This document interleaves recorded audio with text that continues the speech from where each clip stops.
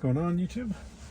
Special shout out to an old buddy by the name of Brian, who apparently decided to take a nice trip and try out some autonomous driving. So let's see how well this works. We're version 13 and just released today.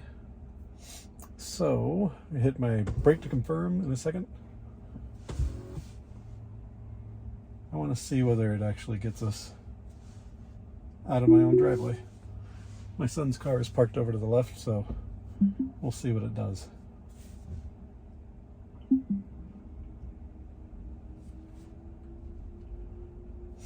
Hands-free, obviously. Slow down for car.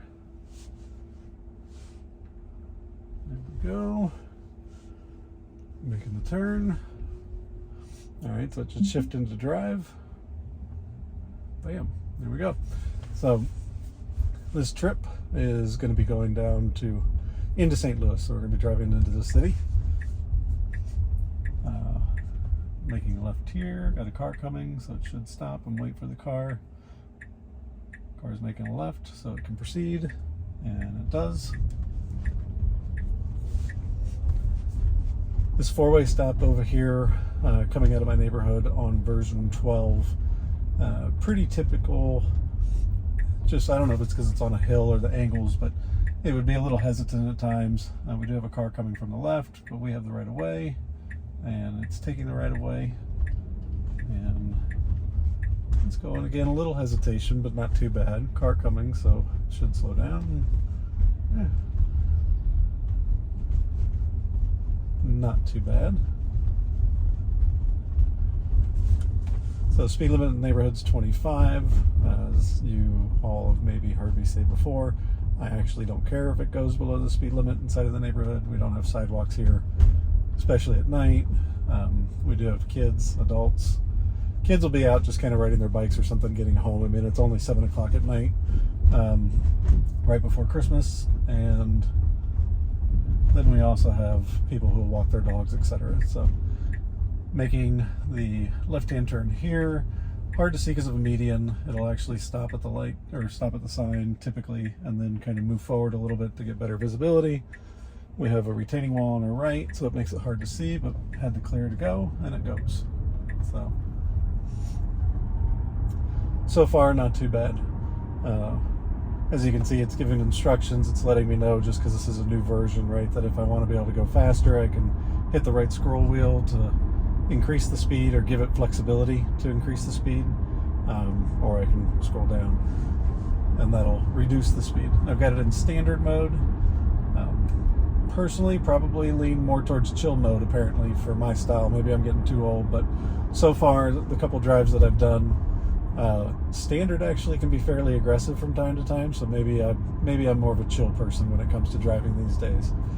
I don't mind driving fast, but I don't think you need to do a gazillion lane changes to try and get ahead of people. So standard mode definitely will kind of pursue that last second lane change in order to pass one more car, and chill mode, or I haven't even tried hurry mode except for like a brief second, and I could only imagine.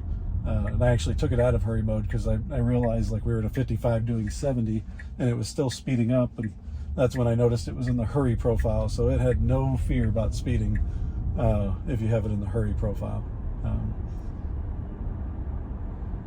So we'll actually get down here, make an unprotected left, and then have to make an immediate right. On the way back, I might film again just because there's a weird navigation bug, and that navigation bug causes it to stay over in the right-hand lane when it needs to get in the left, because it's going to have to make a left-hand turn, and by the time it actually catches the navigation issue, it's too late to change lanes or anything along those lines. So they got to fix that navigation bug, or something's got to happen. So since this is a new version, there hasn't been any navigation update as far as I understand, but maybe because it's a new version, it'll just act a little bit differently. So on the way home, I'll have to test that out and see how that bug is playing out, if it's been fixed or not. So nice acceleration, deceleration so far on this trip. Easy left, we're gonna make the right, It is often a busy road, although right now it looks like we're pretty wide open. It is coming to a full stop, even though it could go. And there we go. So, like I said, plenty of time. There are no cars coming from the left. Usually this is a pretty busy road. So 55-mile-an-hour road.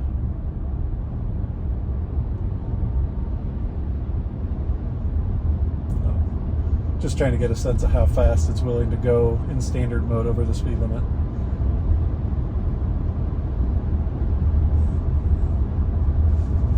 About 5 miles an hour over. That's not too bad. I'd say most people kind of follow a 10% rule. That's just me paying attention how other people drive. So I notice it is kind of slowing here. I don't know if it's all the blinking lights, but certainly it's turning into a yellow, so it is slowing down. I do feel like they've made a big change there. Driving in full self-driving on version 12.5, I felt like it would just race to a red light. This is definitely a more natural slowing and just kind of coasting up to the light versus racing up to the light and then braking at that very last second. It would always brake. It'd always do what it was supposed to do, but too aggressive for my taste. I always used to get frustrated when it would, you know, you could see far up in advance that it was a green light that was turning red, and it would still be racing towards it, where I think a natural human reaction would be, you realize it's a red, and so you're not racing to the light. You just kind of coast up to it, hoping that it'll catch the green, or it'll turn again. So acceleration, again, not bad. I mean, it's some people might think it's a little bit slow compared to what it used to be, but I'm not going to complain. It used to slam you into the back of your seat because of the torque that you have in the electric motors. I mean, sometimes if you were the first one at the light and there were no cars in front of you, it would just go like it was full throttle. So hopefully we're going to catch the green. Nope, we're going to have to stop again. So yeah, starting to slow early again. So not rushing up to the light. Pretty good job. So when we get up here towards the interstate, I'd like to see it be aggressive at getting over into the lane for what is going to be the exit/on-ramp for 6440. Has a tendency to take a little bit of time to get over on version 12. I don't think we've got a ton of traffic. It's starting to die down because it's 7 o'clock at night, but during rush hour or busier times of the day, it'll delay itself in getting over. And because it delays itself in getting over, you get cars that kind of make that move over to the right and then pass you on the right, and now you're kind of boxed out. So right here, the lane's beginning for 64, and so I'd like to see it go ahead and assume to take that lane. Like, we've already got cars shifting over. Granted, we're going over onto the other side of the interstate, but a lot of times people are already getting into this lane during busy traffic times because everybody's going to the other side. Everybody's going into the city in morning rush hour traffic. So, you know, if you wait to get over, you're basically fighting for an opportunity to get over at that point, because everybody else is taking the lane and taking a position within the lane, I should say. So handled that well. This is a long curve, slowing a little bit more than it needs to, really, for some reason. I just decided it wanted to slow down, but it's more than capable of making it at a slightly faster speed. And so time to merge over.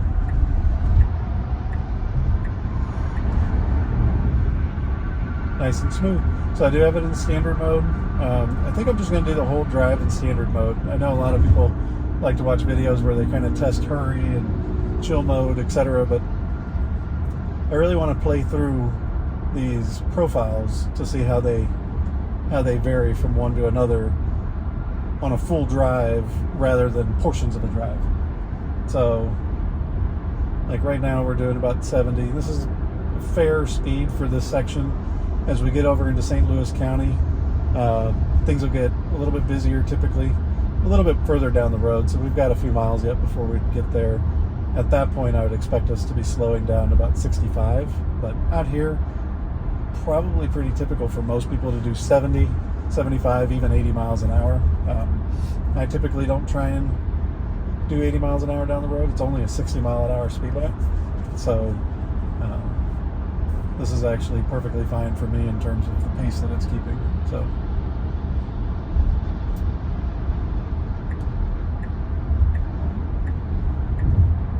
I was actually just going to comment on whether or not like I would have expected it to eventually get over a lane.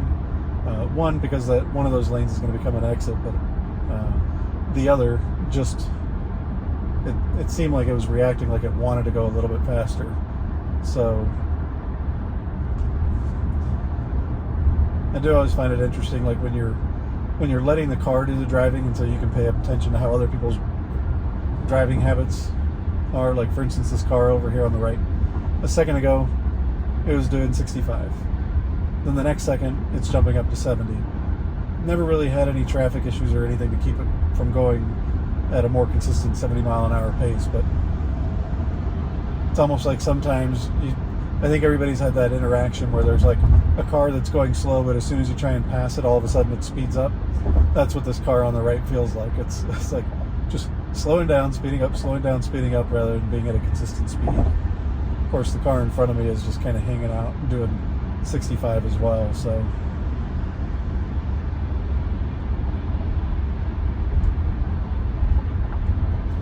I'm more or less in the camp of get over. If you're not passing somebody, just get over. So if this car is going to camp out and basically go the same speed as everybody in the lane to the right, it should just be in the lane to the right.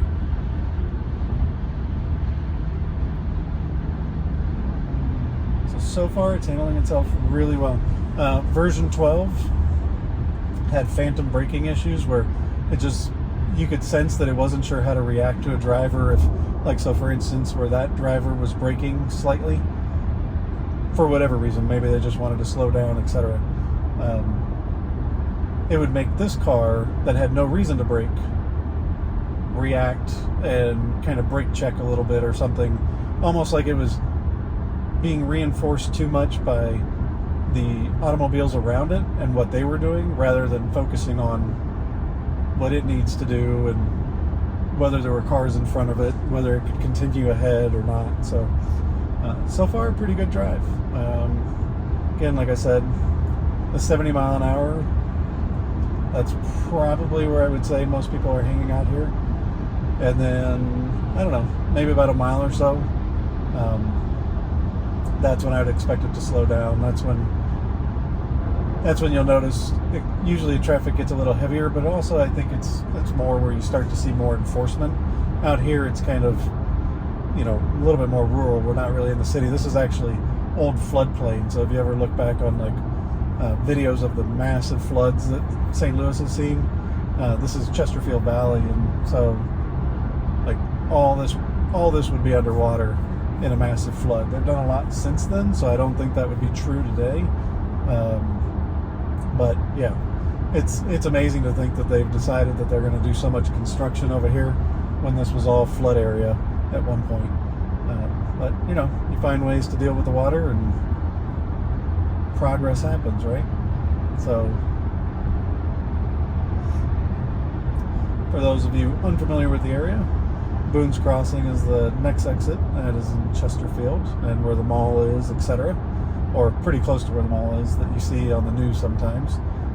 But the Tesla service center and dealership is actually at this exit 17, Boone's Crossing, and then the next exit down is actually where the Chesterfield Mall is. And Chesterfield Mall was one of those that like ended up on the news because they were talking about how Tesla wasn't selling cars and inventory was building up. And just take a look at all these Cybertrucks and everything that are in the parking lot.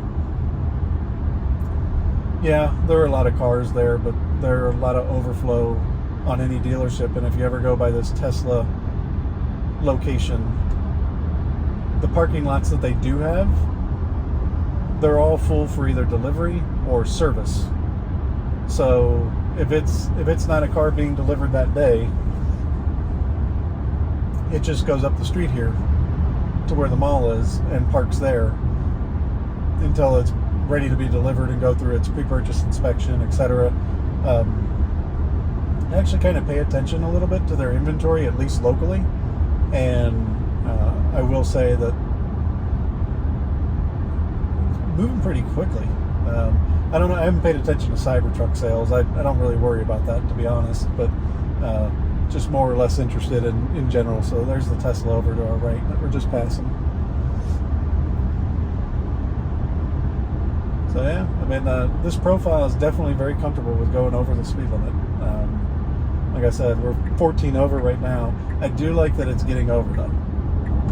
The number of times it would just hang out in that far left lane and it wouldn't move over unless there was a car barreling down on it, and then it would get over.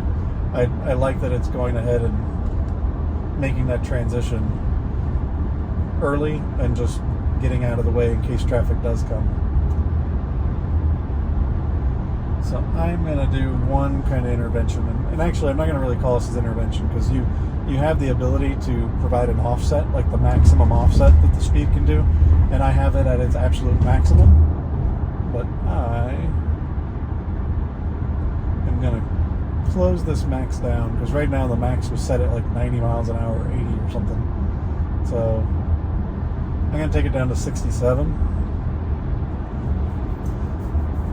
Mainly just because I know as we get closer in, for enforcement purposes, I'd rather be below 70, and just, this is about the speed limit that I would drive, 65 to 70 on this road.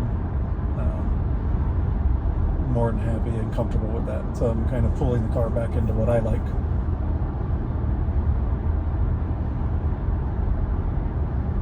So far, I really can't complain. Version 13 isn't perfect by any means. You can see from other videos that I've already posted today, just the one additional video, but the things that it did, it managed it fine. I would have liked it to handle the situations a little differently, but it did do it without me needing to intervene. It wasn't like a safety issue or something like that. It was just more of a personal preference, and I think it shows a limitation of the software, in the sense of, you'll hear me say it over and over again in these videos, like, how far ahead is the computer and the algorithm looking at the data in terms of, so I'm going to make one quick brief change here. We do need to get over, and it is doing it. But it's also paying attention to this car coming on too. So actually pretty well done. I think it handled that safely, like it did that the right way. So I'm going to stop what I was just talking about for a second, just to explain what happened that you might not have been able to see, but I can see in the mirrors, which was that Expedition came up behind me. I was camped out in the left lane a bit, so I needed to make the right-hand turn to get over. However, there's an on-ramp, and so that one car was getting on at the same time. And since we were both going about the same speed and in the same position, for me to get over a lane, I could have been trying to get over into the lane at the same time the other car was trying to get over. So the car kind of just hung out a little bit, indicated it was going to get over, but took its time to kind of make the transition safely. And I think that's a pretty fair way to do it. So again, back to what I was saying about forethought and thinking ahead, right? Like, you can see visualizations going ahead, I don't know, what is that, maybe a quarter mile or so? But is the car taking in navigation data? Is it taking in the traffic data? And its own visualizations that it's able to render and such, and recognize, to kind of plan out a quarter mile or more in advance what it needs to do. You know, when does it need to get over into the right lane? And I'm still very much in the camp of it being a little too short-sighted, that the software needs to do a little bit more planning ahead. So if you watch my last video, I'm going to say towards the end, so I think I made like 3 stops, and so on the 3rd stop heading back towards my house, there's a good example there of how it thinks pretty well in the short run, but doesn't think very great in terms of like distances over a quarter to half a mile and when it should do certain things. So that's just my opinion or perception from what I've seen. But still, let's be real. I haven't touched the brake, gas, or accelerator. I haven't touched the wheel, other than, you know, maybe just to for like safety purposes in case I need to take over or something. I might put my hands on it, but I actually really haven't this entire drive. And it's, you know, I don't even know how long we've been on this drive. Current drive, we've done 17 miles. I'm looking. Yeah, so we've done 17 miles on this drive so far, and I've yet to do anything other than press a button to tell it to start, and it has done the rest. So, are we in robo-taxi world? I wouldn't go that far. Can we compete with a Waymo? Maybe. You know, Waymo's not even allowed on the highway. You know, it's geofenced on city and urban streets, where this, you know, clearly we're on the highway, so it'll manage the highway, no problem. You know, I think we're pretty close. It's tough because there are little things that it still needs to do. Emergency vehicles, doesn't merge well, and what I mean by that is if we come up on a situation where a lane is closing, depends on the markings. I find sometimes I think the markings or something within the navigation data lets it know it needs to merge and get over. A lot of times it's just more reactionary. It's like the lane's closing and it's getting pushed over, and so it just kind of pushes itself over. And the only problem with that is that means at the very last second it's making a move and potentially creating a safety issue because it should have started moving, or should have started that maneuver of moving over much earlier than it did. I know a lot of people will say zipper merge. You know, if you're zipper merging, you just keep going until you're forced to merge. But in the real world, you know, if we're being honest with each other, if you wait to merge, with the way people in general drive, you're actually creating more of a safety issue. And it's not 100% clear to me, truthfully, if the car will come to a complete stop if it's unable to merge, or if it's actually going to try and force its way in. That's just my perception, but thankfully I've not gotten into a situation where I had to find that out.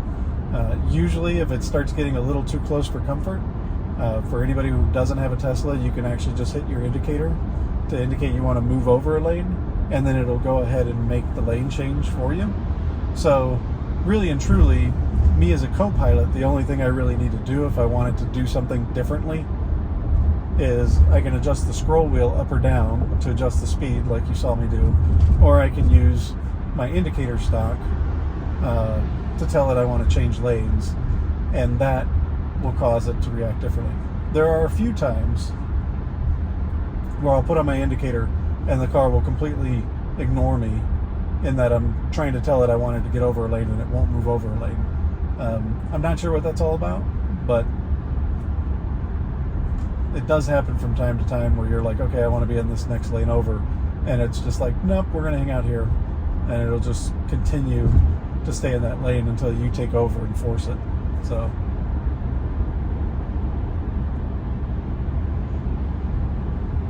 Brentwood, by the way, the area that we're going to, we're actually hitting a shopping center, and the shopping center can be super busy. Probably one of the more, I'd say one of the busier locations that I can think of in the St. Louis area that people go to on a regular basis. It's got a little bit of everything there, and so, you know, that's why people like to head down that way. So we're going to see if it does any good at trying to park in Brentwood, or how it navigates. There's a couple of tricky turns that it might have to make after we get off the interstate, and so I'm curious if it takes an aggressive line or if it takes a more conservative line as we're getting up towards these exits. So we're about 2.5 miles to our exit.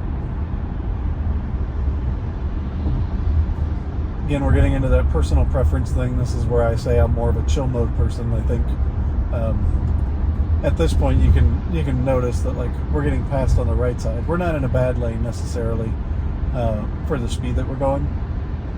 That being said, due to where we're going to be exiting, I would actually be probably going ahead and getting over one lane at this point. I wouldn't get all the way over, but I'd get over at least one lane.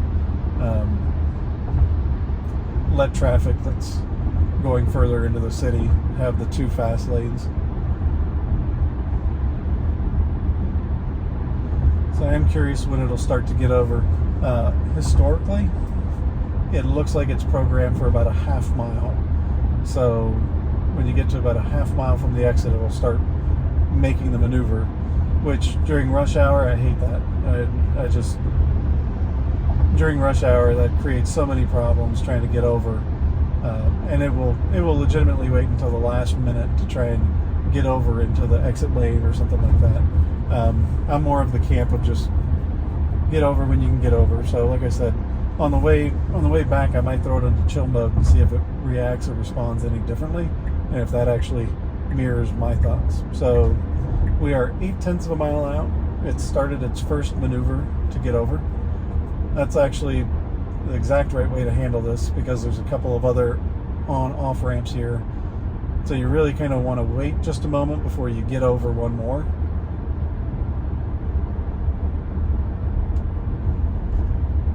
So let's see. There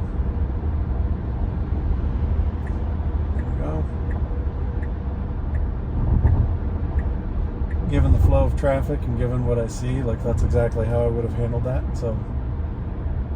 So far, so good. Nothing that I would, again, personal preference wise. As a robo-taxi experience, which is the angle I always try and take when I make these videos and do these drives, like whether or not I would be comfortable as a passenger. So far, I'm not seeing any behaviors, or nothing's happened on this particular drive that would freak me out, make me uncomfortable sitting in the passenger seat versus being in the driver's seat. You know, some preferential things in terms of the way I like to drive versus it likes to drive. By the way, when we get into these situations, I obviously put my hands closer to the wheel and foot near the brake and gas, so that if I need to act or do something, I can. So just because it can do something doesn't mean you should do it unsupervised. So this is where I was saying, if it wanted to take the conservative line, it would actually be in the left lane, because we're going to get these greens here. They're going to get a green, and those guys will be able to turn right. This truck and us, we need to turn right. So we're supposed to turn right into these kind of right lanes, and those folks are able to kind of make the right into these far lanes. So what this truck has just done, and I actually like that. That was a great maneuver on Tesla's programming there. That was very human-like. Usually it would wait and hang out. So, well done. And actually, that was a big improvement, in my opinion, from version 12. That's one of the first times I've seen it kind of decide it'll navigate around a vehicle that's kind of sticking out in the lane improperly. I haven't had that experience before with version 12. So, not saying it wouldn't do it in 12. I've just never had it do that. It would usually just sit and park itself behind the car until the car moved, and then it would progress forward. So, unprotected left, we do have a green light, but nobody's coming, so that makes it super easy. And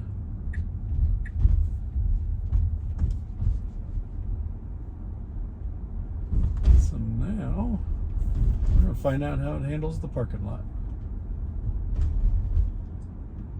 So I got to tell you all, we're 25 miles into this trip. Not sure if you guys planned on hanging out with me for 25 miles.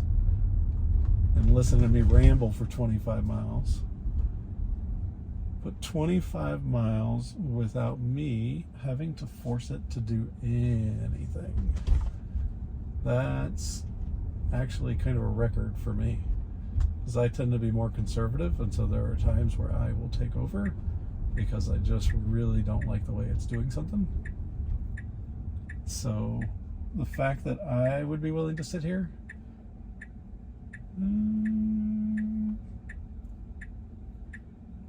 that was interesting. So I'll explain that in a second. I'm just going to pay attention to traffic. So we actually technically had the ability to go, but the pedestrians continued to walk through the crosswalk, even though they weren't in the crosswalk when the car had the ability to go. So the car had started to inch forward, but then when it noticed the pedestrians were still going, it stopped. And then it started to inch forward again, because technically it had the right of way. Oh, look at that, it's going to stop here. Yep. So that is your taxi type thing. So it parked in front. It didn't actually try and park the car. Let's see if we can. Let's see if. Give me a second. I'm getting myself out of the way a little bit, and we're going to engage it. What I want to see is if it'll actually try and park. We've got plenty.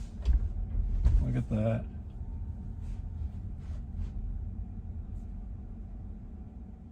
Not a great parking job, but because that's a feature that's coming, like if you take a look, not really in the lines. We're kind of on the edge of the line over here on the right hand side.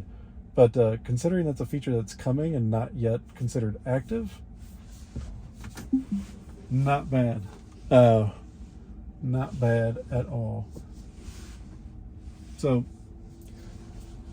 I think this drive is long enough for this particular video, because like I told y'all, I do raw footage and do not do edit, so that way you get to see everything as it happened when it happened.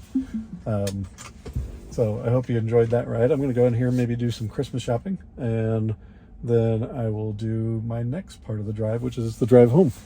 So thanks for coming with me and going on the ride.